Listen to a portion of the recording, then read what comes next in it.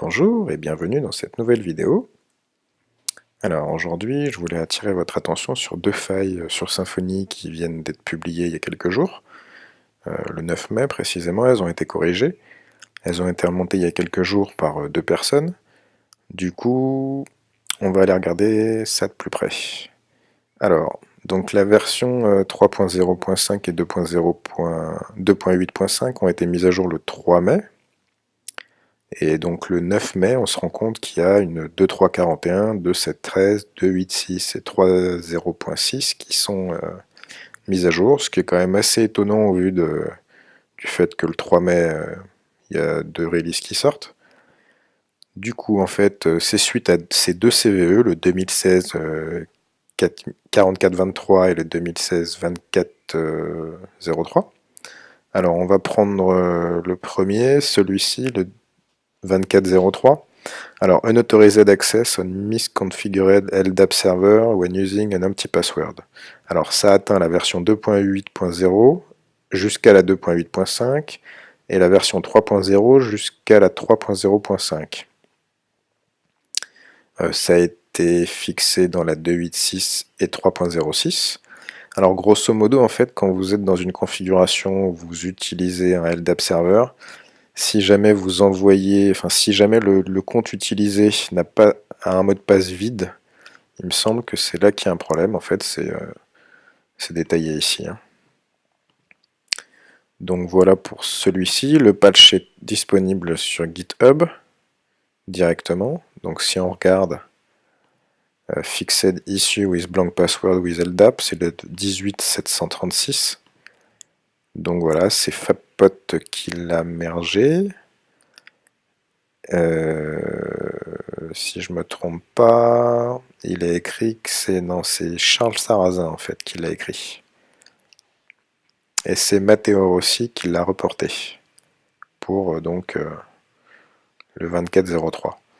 En ce qui concerne le second, le 4423, alors dans celui-ci il est un petit peu plus embêtant, il atteint la 2.3 jusqu'à la 2.3.40, la 2.7 jusqu'à la 2.7.12, la 2.8, 2.8.5, 3.0, 3.0.5. L'issue a été fixée sur la 2.3.41, 2.7.13, 2.8.6 et 3.06.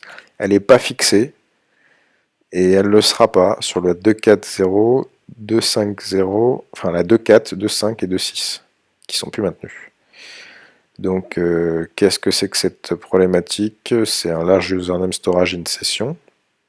Du coup, si on regarde la description du problème,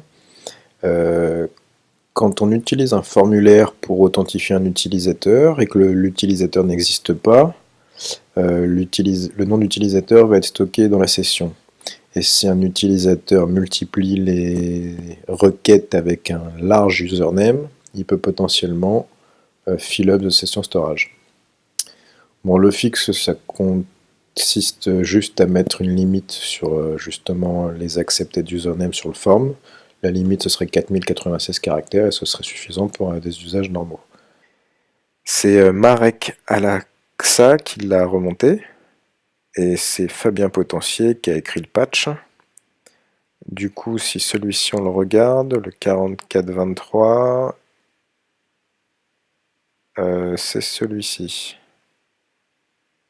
Limited the maximum length of a submitted username, le 18733.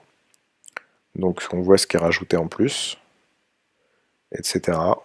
Voilà, donc tout est public, hein, c'est la force de l'open source. Voilà pour ces deux petits bugs. Donc voilà, comme je disais hier sur le précédent tutoriel là, sur les mises à jour, sur mettre à jour justement un projet sur Symfony, bah, il est plus intéressant quand même d'attendre quelques jours, toujours, avant de mettre à jour un projet complexe ou avec beaucoup de dépendances ou autre. Bien faire attention au code qui est déprécié, qui peut vous entraîner à faire des changements, mais en général c'est écrit. Voilà, donc si par exemple on prend la 3.0.6, voilà, les deux fixes en fait sont là, direct, plus quelques-uns. Ce qu'il est aussi intéressant de montrer, c'est les releases de Symfony sur GitHub. Vous les avez ici. Il faut suivre un peu tout ça, hein, parce que si ça bouge beaucoup comme ça, c'est sûr que c'est pas complètement logique, donc allez jeter un œil de temps en temps, ça peut toujours servir. Voilà, donc mettez à jour votre projet, c'est le conseil qu'on a à vous donner. Voilà, bonne journée, au revoir.